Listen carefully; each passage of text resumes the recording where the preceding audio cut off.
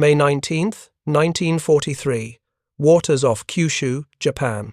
Commander Dudley Walker Morton peered through USS Wahoo's periscope at a sight that contradicted every instinct drilled into American submarine commanders over 2 decades of training. Japanese destroyer Harusame was charging directly toward him at 35 knots, her bow wave rising white and angry, depth charges ready on her stern racks, sonar pinging relentlessly as the range closed to less than 2,000 yards. Standard doctrine was unambiguous in this situation. Crash, dive, go deep, rig for depth charges, pray the hull holds. Morton did something else entirely. He maintained periscope depth, held his course steady, calculated a firing solution on the charging destroyer, and ordered 4 torpedoes launched directly down her throat. What happened in the next 90 seconds would begin unraveling assumptions about submarine warfare that had defined American naval doctrine since the 1920s. The torpedoes streaked toward Harusame at 46 knots.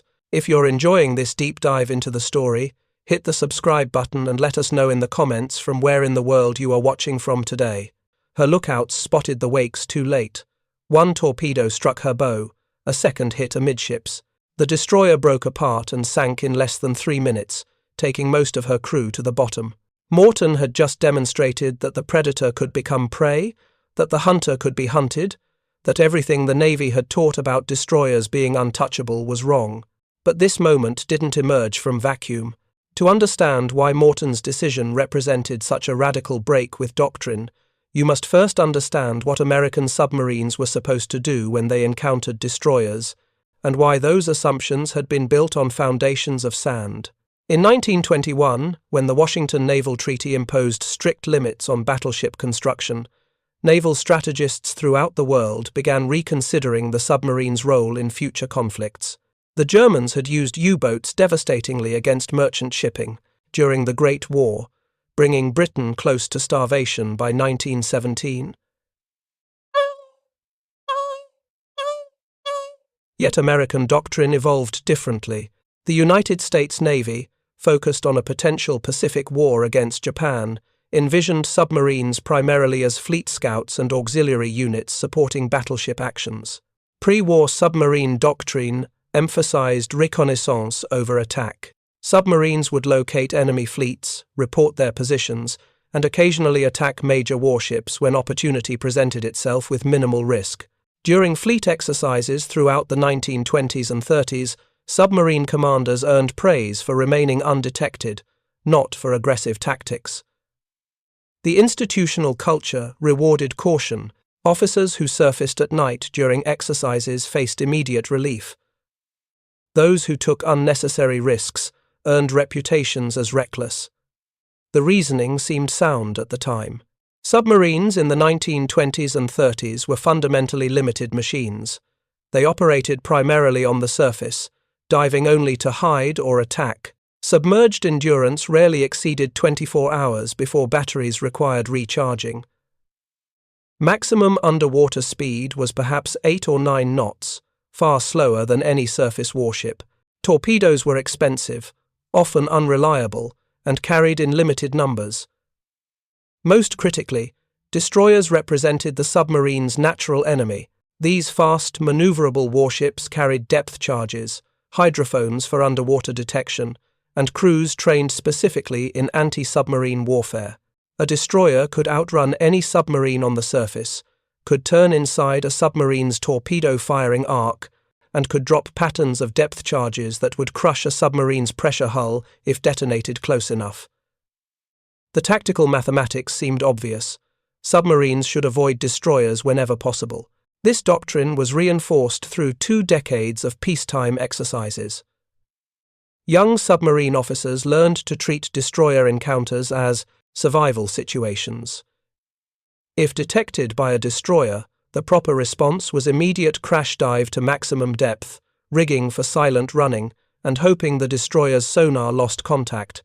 Attacking a destroyer was considered extraordinarily risky, attempted only when the submarine held overwhelming tactical advantage or when protecting higher-value targets made the risk acceptable. Commander Morton, graduating from the Naval Academy in 1930, absorbed this doctrine throughout his early career. He served on surface ships before requesting submarine duty in 1937. His fitness reports during the late 1930s described him as competent, aggressive in training exercises, but not particularly distinguished. Nothing in his record suggested revolutionary tactical thinking. Then came December 7, 1941. The Japanese attack on Pearl Harbor shattered American naval power in a single morning. Within hours, Admiral Harold Stark, Chief of Naval Operations, issued orders for unrestricted submarine warfare against Japanese shipping.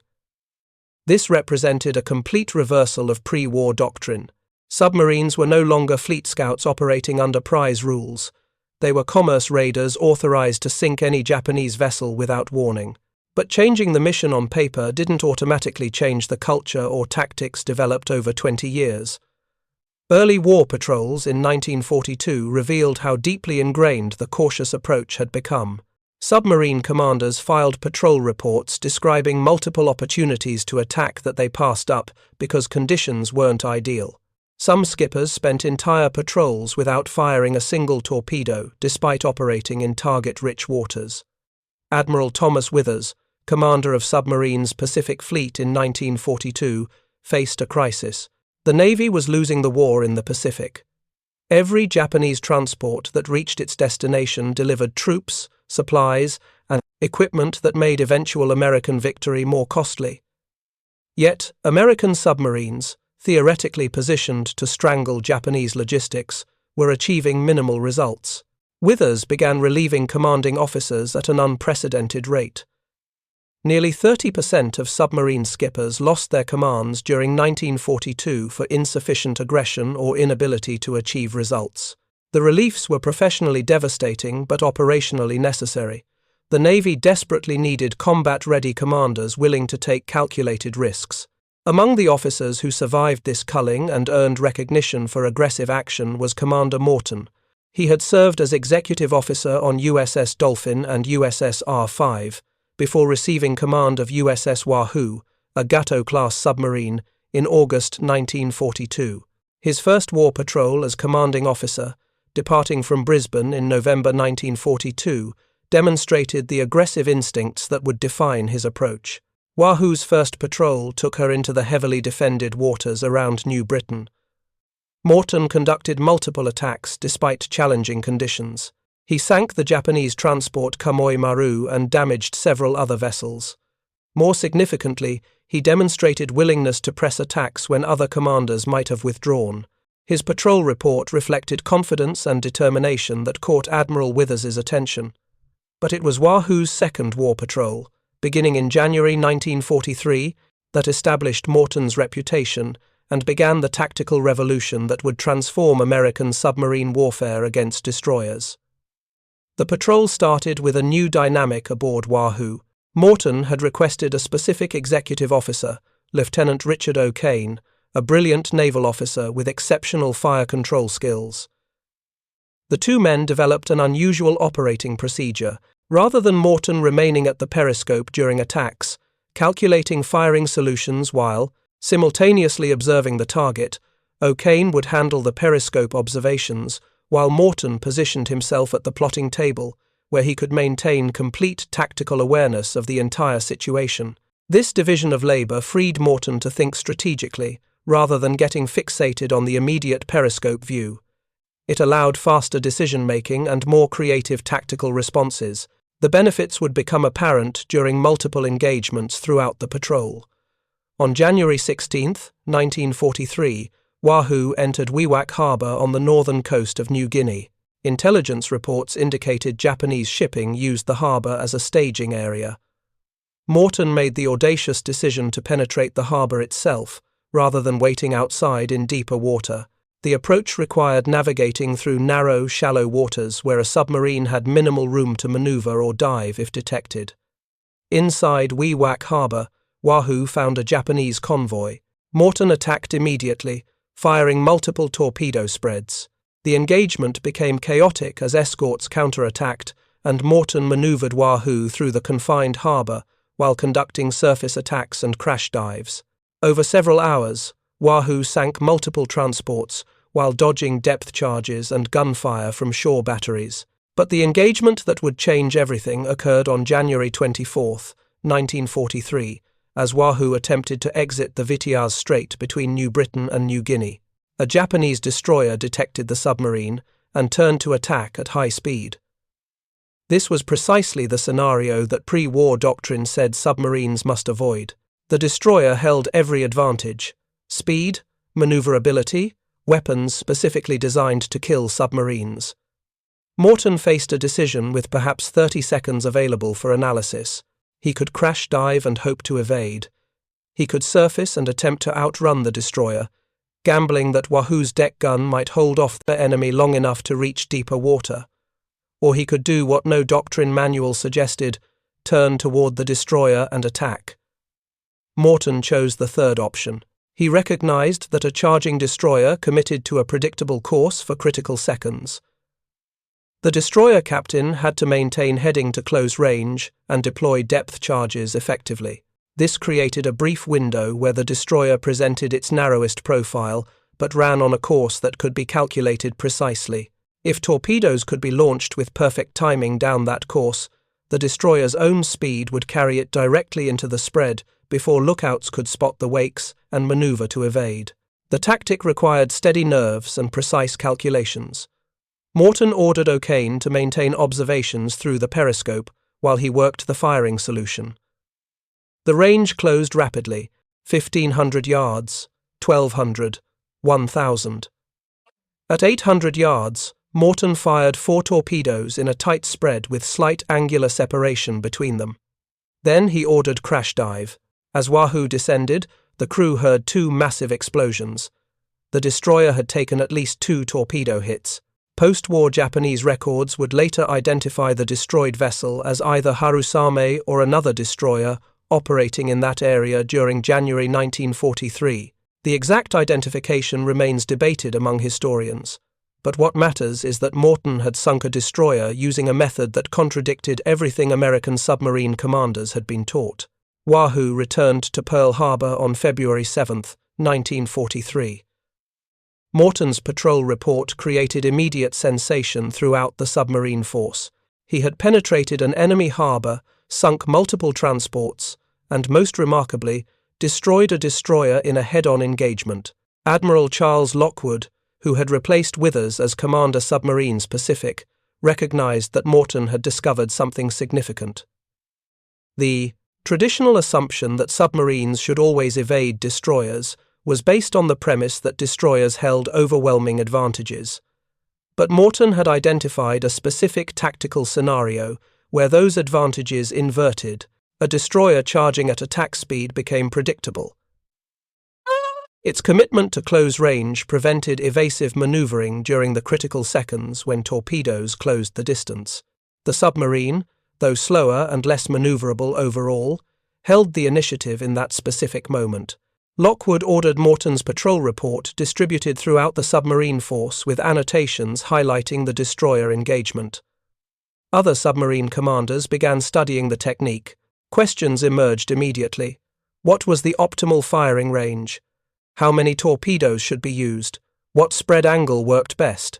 How much time did a submarine have between firing and diving before the destroyer closed too near? These questions could only be answered through additional combat experience. Morton's success had proven the concept, but transforming one successful engagement into reliable doctrine required multiple commanders testing the approach under various conditions. Over the following months, several other submarine skippers attempted similar attacks with mixed results. Commander Roy Davenport in USS Haddock engaged a charging destroyer in March 1943 using Morton's technique. He fired 4 torpedoes at 900 yards range. One struck the destroyer, causing severe damage but not sinking her. The wounded destroyer withdrew, allowing Haddock to escape. The engagement demonstrated that even partial success disrupted Japanese anti-submarine tactics and allowed submarines to survive encounters that previously would have been fatal. Commander Reuben Whitaker in USS S-44 attempted a similar attack in April 1943, but mistimed the firing. His torpedoes passed ahead of the charging destroyer, S-44 survived, the subsequent depth charging through excellent ship handling and favorable ocean conditions, but the miss illustrated how precise the timing had to be. The technique began acquiring a name throughout the submarine force, the down-the-throat shot. The phrase captured the essential character of the tactic, firing torpedoes directly at a charging enemy down the bearing line of his bow, as if shooting down his throat. It was aggressive, counterintuitive, and potentially fatal if executed incorrectly. By mid-1943, Commander Submarines Pacific had accumulated enough patrol reports to begin codifying best practices. Analysis of successful engagements revealed several key factors. Optimal firing range appeared to be between 800 and 1,200 yards. Closer risked insufficient time to dive before the destroyer arrived overhead. Farther reduced accuracy and gave enemy lookouts more time to spot torpedo wakes. 4 torpedoes in a tight spread with 1 to 2 degree angular separation provided the best probability of at least one hit while not wasting excessive torpedoes. The submarine had to maintain course and depth until torpedoes were away. Any maneuvering before firing degraded the firing solution's accuracy. After firing, immediate crash dive to at least 300 feet was essential. The submarine needed to pass beneath the destroyer's keel with sufficient clearance to avoid collision. If the torpedoes missed and the destroyer survived, the submarine would endure severe depth charging. But even unsuccessful attacks often forced destroyers to break off convoy escort duties, disrupting Japanese logistics. The psychological dimension proved as important as the tactical mechanics. Japanese destroyer captains, accustomed to aggressive pursuit of detected submarines, now faced uncertainty. An American submarine that remained at periscope depth while a destroyer charged might be preparing to attack rather than simply failing to detect the threat. This uncertainty made destroyer captains more cautious, degrading their effectiveness in anti-submarine warfare. Throughout late 1943, multiple American submarines executed successful down-the-throat attacks.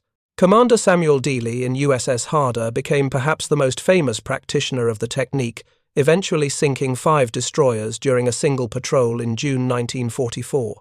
His success would be chronicled throughout the submarine force, inspiring other commanders to attempt similar aggressive tactics. But Morton remained the pioneer, the commander whose willingness to violate doctrine in January 1943 created the foundation for everything that followed. Wahoo's third war patrol, beginning in March 1943, saw Morton employing the technique multiple times. On March 19th, he engaged and sank the destroyer Hirado, using a down-the-throat attack in the Yellow Sea. The success confirmed that the January engagement was not lucky, but represented a repeatable tactic that could be systematically employed. Wahoo's subsequent patrols throughout 1943 established Morton as the most aggressive submarine commander in the Pacific. He hunted Japanese convoys with relentless determination, often remaining on patrol until every torpedo was expended. His willingness to penetrate shallow waters, attack in daylight, and engage escorts directly made him legendary among submariners. But aggressive tactics carry cumulative risks. Every patrol, every attack, every depth charging stressed both boat and crew. Mechanical systems deteriorated from sustained combat operations. Crews experienced psychological strain from repeated life-threatening situations. Commanders faced fatigue that degraded judgment. The odds eventually caught up with even the most skilled submariners. On October 11, 1943, USS Wahoo departed Pearl Harbor for her 7th war patrol. Morton's orders directed him to patrol the Sea of Japan, perhaps the most dangerous operating area for American submarines. The Sea of Japan was essentially a Japanese lake, surrounded on all sides by enemy-controlled territory. Submarines entering through the narrow straits faced detection by multiple hydrophone arrays and constant air patrols. Exit routes were equally perilous. Only 3 American submarines had previously entered the Sea of Japan, and their results had been minimal relative to the enormous risks. But Morton volunteered for the mission, confident that Wahoo's proven capabilities and his crew's experience would prevail. Wahoo entered the Sea of Japan through La Perouse Strait in late October 1943. For several weeks, she operated successfully, sinking multiple merchant ships and evading Japanese anti-submarine forces. Morton's patrol reports, transmitted via radio, indicated he was achieving significant success despite the challenging operating environment. On October 5, 1943, Wahoo transmitted her last position report. If you find this story engaging, please take a moment to subscribe and enable notifications. It helps us continue producing in-depth content like this.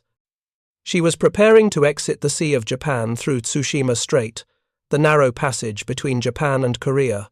Morton planned to transit the strait on the surface at night, using darkness for concealment while running at maximum speed. Wahoo never reached open ocean. Japanese records captured after the war revealed that on October 11, 1943, a Japanese patrol aircraft detected a surfaced submarine in Tsushima Strait and directed a destroyer escort to the location. The aircraft attacked with depth charges as Wahoo crash-dived. The escort arrived and conducted additional depth charge attacks. Post-war analysis concluded that Wahoo was lost with all hands, 70 officers and men, including Commander Morton. The loss devastated the American submarine force. Morton had become a symbol of aggressive submarine warfare, demonstrating that American boats could operate successfully even in the most dangerous waters. His tactical innovations, particularly the down-the-throat shot, had spread throughout the submarine force and contributed to steadily increasing Japanese merchant shipping losses. But Morton's death also illustrated the harsh mathematics of submarine warfare. No matter how skilled the commander, how experienced the crew, or how sound the tactics, cumulative exposure to danger eventually produced fatal outcomes. The most aggressive commanders often achieved the greatest successes but also faced the highest risks of catastrophic loss. Despite Morton's death, the tactical legacy he established continued expanding. By late 1943, down-the-throat attacks had become standard doctrine throughout Commander Submarine's Pacific. Training programs at Pearl Harbor and Brisbane included specific instruction on the technique. Experienced commanders shared lessons learned through formal debriefs and informal discussions. The method that Morton pioneered in January 1943 became institutionalized throughout the submarine force. The strategic impact extended beyond individual engagements. Japanese destroyer forces, essential for convoy escort and fleet screening, began operating more cautiously. Destroyer captains understood that American submarines might attack rather than evade, transforming every detection into a potentially lethal encounter for both sides. This caution degraded Japanese anti-submarine effectiveness, allowing American submarines greater freedom of movement. Japanese convoy routes had to be adjusted to avoid waters where American submarines operated most aggressively. These route changes added days or weeks to transit times, reducing the efficiency of Japan's already strained logistics network. Ships spent more time at sea consuming fuel, reducing cargo delivery rates, and increasing exposure to attack. The cumulative effect of thousands of submarine patrols, many employing tactics pioneered by commanders like Morton, strangled Japanese war production by 1944. American submarines sank over 1,200 Japanese merchant ships, totaling more than 5 million tons of shipping. By war's end, Japan's merchant fleet had been reduced by 75%, collapsing the industrial economy. The down-the-throat shot represented only one element of this larger campaign, but it was symbolically and practically significant. Symbolically, it demonstrated that American submariners would not be intimidated by Japanese anti-submarine forces. The willingness to turn toward danger rather than flee from it embodied the aggressive spirit that Admiral Lockwood worked desperately to instill throughout the submarine force after the cautious early months of the war.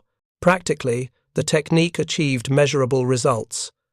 American submarines sank dozens of Japanese destroyers throughout the war, many through down-the-throat attacks. Every destroyer on the bottom was one less escort for convoys, one less screening unit for the fleet, one less anti-submarine platform hunting American boats. The losses forced Japan to divert destroyers from frontline fleet operations to convoy escort duties, weakening their battle line, while still failing to protect merchant shipping adequately. Post-war analysis revealed that Japanese destroyer production never matched the accelerating loss rates.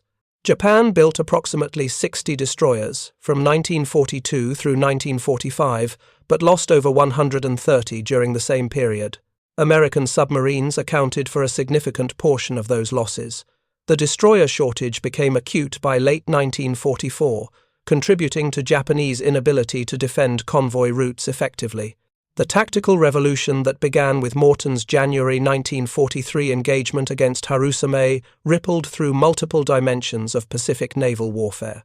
It changed how submarine commanders approached destroyer encounters. It altered Japanese destroyer tactics and operating procedures. It influenced strategic decisions about convoy routing and escort allocations. It demonstrated how tactical innovation at the individual commanding officer level could produce strategic effects when disseminated throughout a service. Commander Morton received posthumous recognition for his achievements. He was awarded the Medal of Honor in January 1944, with citation praising his extraordinary heroism and determination in conducting successful war patrols in enemy-controlled waters. The destroyer escort USS Morton, commissioned in September 1944, was named in his honor. But perhaps the most enduring tribute came from the submariners who followed him. Throughout the remainder of the war, submarine commanders facing charging destroyers remembered Morton's example. They maintained periscope depth when instinct screamed to dive deep. They calculated firing solutions while enemy hulls loomed larger in their periscopes. They launched torpedoes directly at the threat rather than fleeing from it. The technique didn't guarantee success. Some attacks failed when torpedoes missed their mark. Some submarines were lost attempting down the throat shots against destroyers that evaded the spread and counterattacked successfully. The tactic carried real risks that couldn't be eliminated through training or technology, but it transformed the tactical dynamic between submarines and destroyers from one-sided hunter-prey relationship into mutual threat. Japanese destroyers could no longer pursue American submarines with confidence that their targets would only attempt evasion. American submarines could operate with knowledge that even detection by a destroyer didn't necessarily mean death. This psychological shift, as much as any specific engagement's material outcome, represented Morton's lasting contribution. He demonstrated that accepted doctrine could be challenged when combat experience revealed different tactical realities. He showed that aggressive action sometimes offered better survival chances than defensive evasion. He proved that individual commanders at sea could innovate tactically in ways that headquarters staffs would never conceive. The 1943 evolution of American submarine tactics, driven by commanders like Morton, Dudley, and dozens of others willing to experiment with aggressive approaches, stands as one of the Pacific War's most significant developments. It occurred without formal doctrine changes or official authorization. It spread through shared patrol reports and informal discussions rather than training manuals. It succeeded because commanders at sea recognized that pre-war assumptions didn't match combat realities. This bottom-up tactical evolution contrasted sharply with the top-down doctrine development that characterized most military organizations.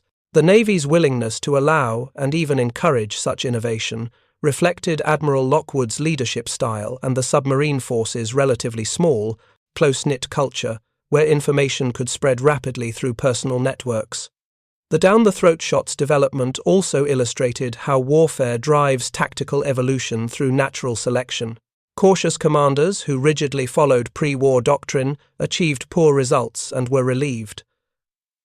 Aggressive commanders who experimented with new approaches either succeeded and survived or failed and died. The survivors like Morton spread their methods through patrol reports and personal example until those methods became new doctrine. By late 1944, the tactical situation had evolved beyond what anyone in 1941 could have predicted.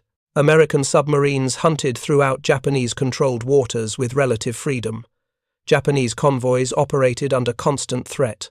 Destroyer escorts were insufficient in number and degraded in effectiveness. The shipping lanes that connected Japan's home islands to resource areas in Southeast Asia had become killing grounds.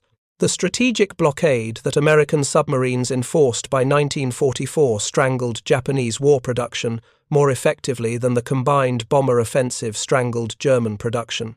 Oil tankers couldn't reach Japan from the Dutch East Indies. Cargo ships couldn't deliver raw materials from China and Korea. Troop transports couldn't reinforce garrison islands.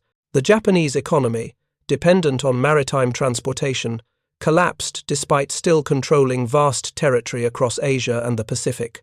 When the war ended in August 1945, American submarines had accounted for 55% of all Japanese ships sunk, despite representing less than 2% of U.S. Navy personnel. This remarkable return on investment reflected both the submarine's inherent capabilities and the tactical innovations that commanders like Morton pioneered during the dark, early months of the war. Commander Dudley Morton never knew how profoundly his tactical innovations would influence the Pacific War's outcome. He died in October 1943 when the submarine campaign was still building momentum, but the example he set, the tactics he pioneered, and the aggressive spirit he embodied continued shaping American submarine operations throughout the war's final 20 months. The down-the-throat shot that Morton first successfully employed in January 1943 became standard procedure throughout Commander Submarines Pacific. Training programs taught the technique to new commanding officers. Patrol reports documented dozens of successful applications. The method that violated every pre-war doctrine about avoiding destroyers proved not only viable, but essential to American submarines' effectiveness against Japanese anti-submarine forces. 80 years after Wahoo's loss, Morton's tactical legacy endures in submarine forces worldwide. The fundamental principle he demonstrated, that defensive situations can sometimes be transformed into offensive opportunities through aggressive action and precise timing, remains relevant. Modern submarines facing anti-submarine threats still employ variations of the head-on attack concept that Morton pioneered when he turned Wahoo toward a charging Japanese destroyer in January 1943 and fired 4 torpedoes down her throat. The mathematics of naval warfare are written not just in tonnages and gun calibers, but in decisions made during critical seconds when commanders must choose between doctrinal safety and tactical opportunity. Commander Dudley Morton chose opportunity, repeatedly, until those choices cost him his life. But in making those choices, he changed how submarine warfare was conducted throughout the Pacific and contributed immeasurably to Allied victory. The wreckage of USS Wahoo remained undiscovered for 6 decades. In March 2006, a Russian expedition located what they believed to be Wahoo's hull in La Perouse Strait at a depth of 213 feet, not in Tsushima Strait, as wartime Japanese records indicated. The discovery raised questions about exactly where and how Wahoo met her end.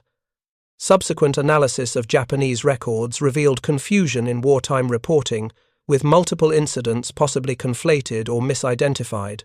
The exact circumstances of Wahoo's loss may never be fully known with certainty. What remains beyond dispute is Morton's impact on submarine doctrine and the psychological transformation he helped catalyze throughout the American submarine force. The cautious, scout-oriented service of 1941 had evolved by 1944 into an aggressive offensive arm that Japanese forces could neither adequately defend against nor strategically counter. This transformation required more than tactical innovation. It demanded a fundamental cultural shift within the submarine service, moving from risk aversion to calculated aggression, from patience to relentlessness, from viewing destroyers as threats to be evaded to targets to be engaged. Morton embodied that shift, and his influence extended far beyond the specific technique of the down-the-throat shot. Other submarine commanders took Morton's aggressive example and adapted it to their own operational styles.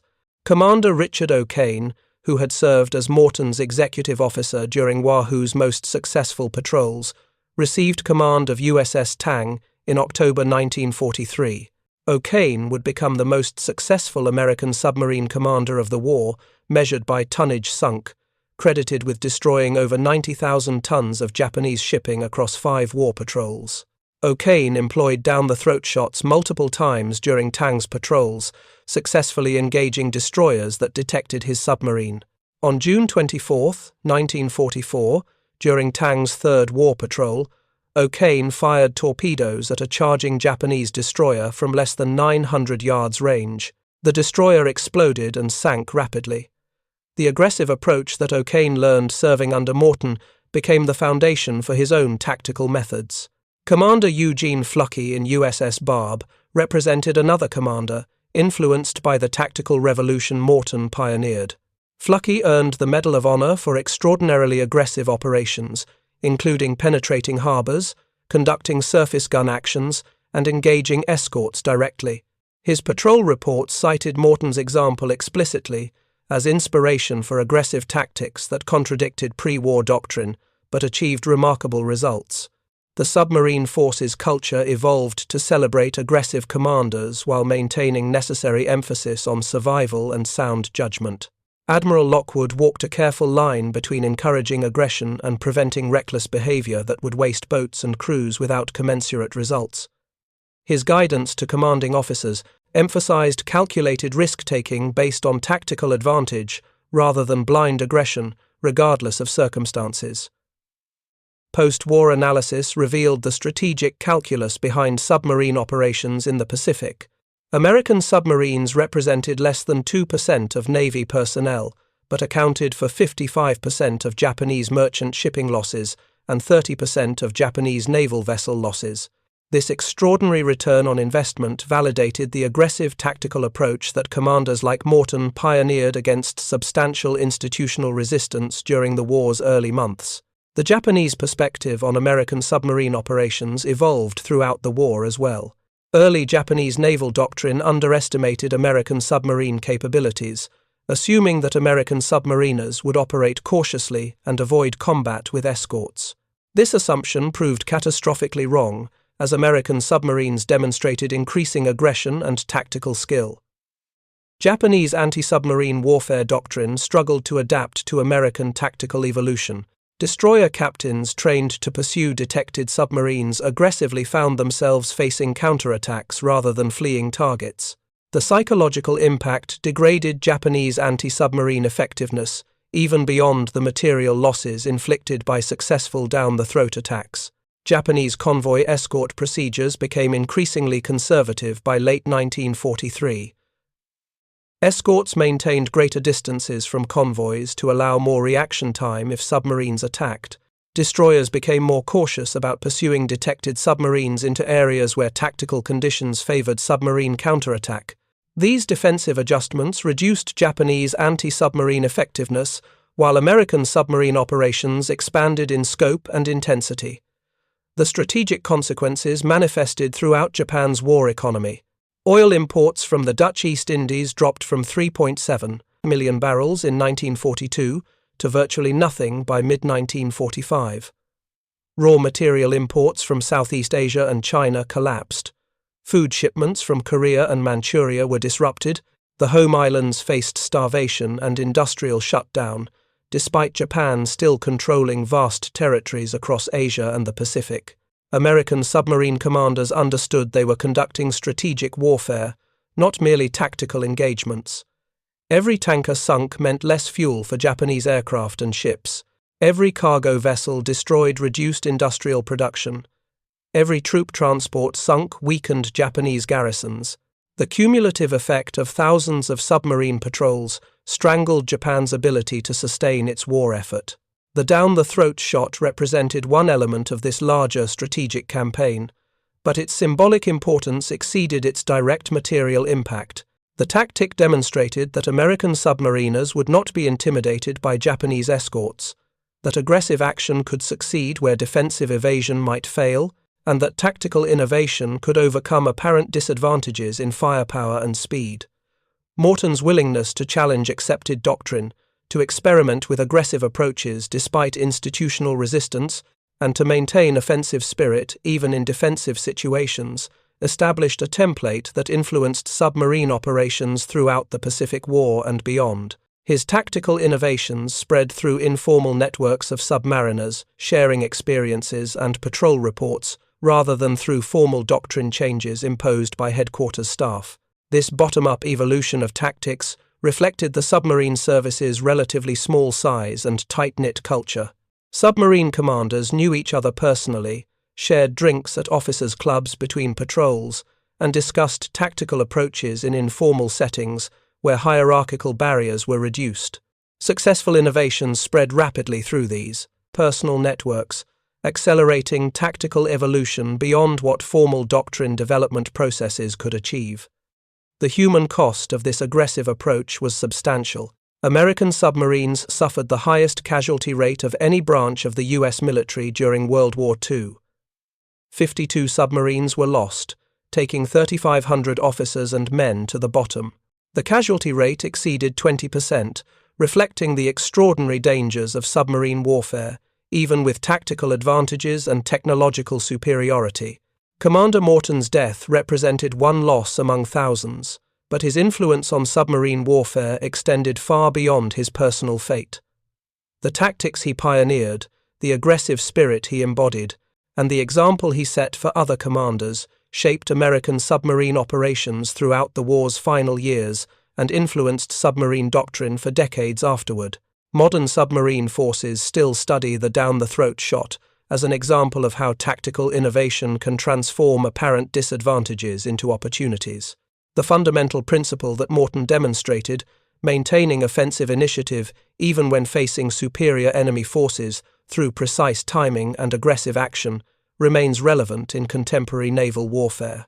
The legacy of commanders like Dudley Morton extends beyond specific tactical techniques to encompass broader lessons about military innovation, organizational culture, and the relationship between doctrine and combat reality.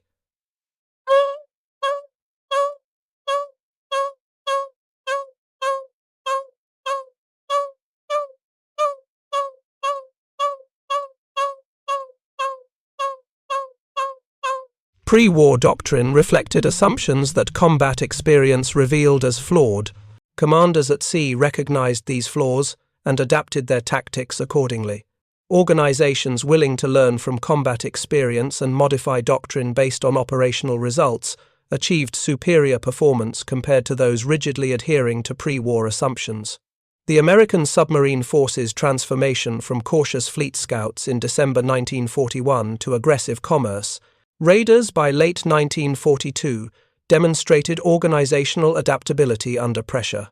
This adaptability was enabled by leadership willing to relieve unsuccessful commanders, promote aggressive officers, and disseminate tactical innovations rapidly throughout the force. Commander Dudley Walker Morton's pioneering of the down-the-throat shot in January 1943 represented one moment in this larger transformation. But it was a critical moment that changed how American submariners approached destroyer encounters, influenced Japanese anti-submarine doctrine, and contributed to the strategic blockade that strangled Japan's war economy. The tactic that contradicted 2 decades of doctrine proved essential to American submarines' effectiveness in the Pacific War, validating aggressive action over defensive caution when circumstances permitted offensive initiative. 80 years later, the principle endures. Sometimes the best defense is a precisely timed attack directly at the threat, turning apparent vulnerability into tactical advantage through courage, skill, and unwavering commitment to the mission regardless of personal risk. Thank you for watching. For more detailed historical breakdowns, check out the other videos on your screen now, and don't forget to subscribe.